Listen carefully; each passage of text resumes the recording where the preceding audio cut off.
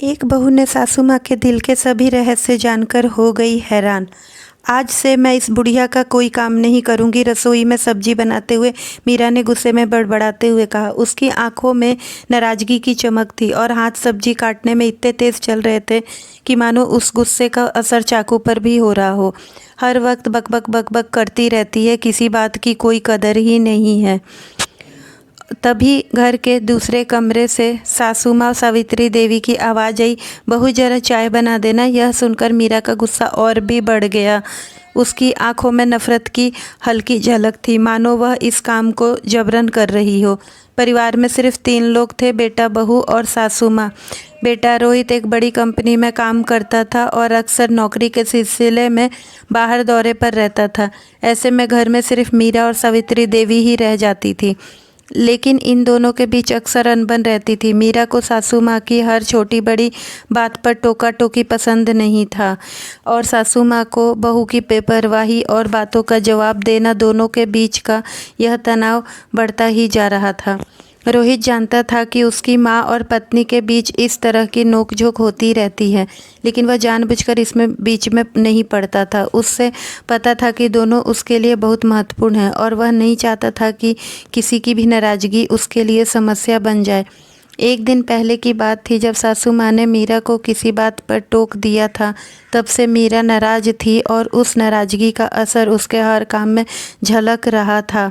कल तो इतना उल्टा सीधा बोल रही थी कि आज बड़ी मीठी मीठी बातें कर रही है। मीरा ने ताने मारते हुए कहा, आपको याद भी है कि आपने कल क्या क्या कहा था? सावित्री देवी ने कुछ पल के लिए सोचा और फिर शांत स्वर में बोली, मुझे तो याद नहीं है कि मैंने कल क्या क्या कहा था, लेकिन जो भी कहा होगा तेरे भले के लिए ही कहा होगा न। जो तू कुछ भी मैं कहती हूँ तुझे अपना समझकर ही तो कहती हूँ। सब कहते हैं कि तू मेरी बहू है, पर मैं तुझे बहू नहीं समझी। मीरा के कान खड़े हो गए। यह क्या कह रही हैं? यह सुनकर वह थोड़ा चौंकी, मानो सासू माँ उसे बहू मानने से भी इनकार कर रही हो। वह दरवाजे के आड़ में खड़ी होकर उनकी बातें सुनने लगी। सावित्री देवी की आवाज़ में एक अलग ही मिठास और गंभीरता थी। सच कह रही हूँ, तू मेरी बहू नहीं है, तू तो मेरी बेटी है जो मेरा इतना ख्याल रखती है। तू मेरी बहन है जो मुझसे लड़ती है, झगड़ती है। तू मेरी माँ है जो इतने अच्छे से मेरा सेवा करती है। तू तो मेरी सबसे अच्छी सहेली है और मेरे अकेलेपन की साथी है, जो अपने दिल की बात मुझसे कहती है और मेरी बात सुनती है। मैंने कुछ कह दिया तो क्या अपनी माँ को माफ़ नहीं कर सकती? सावित्री देवी की बातें मीरा के दिल को छू गई। वह सुन्न हो गई थी। उसकी आंखों में आंसू आ गए। उसे अचानक एहसास हुआ कि सासू माँ की हर बात के पीछे एक सच्चा प्यार और अपनापन था, जिसे वह अब तक समझ नहीं पाई थी। अचानक वह दौड़ते हुए आई और सासू माँ के गले लग गई।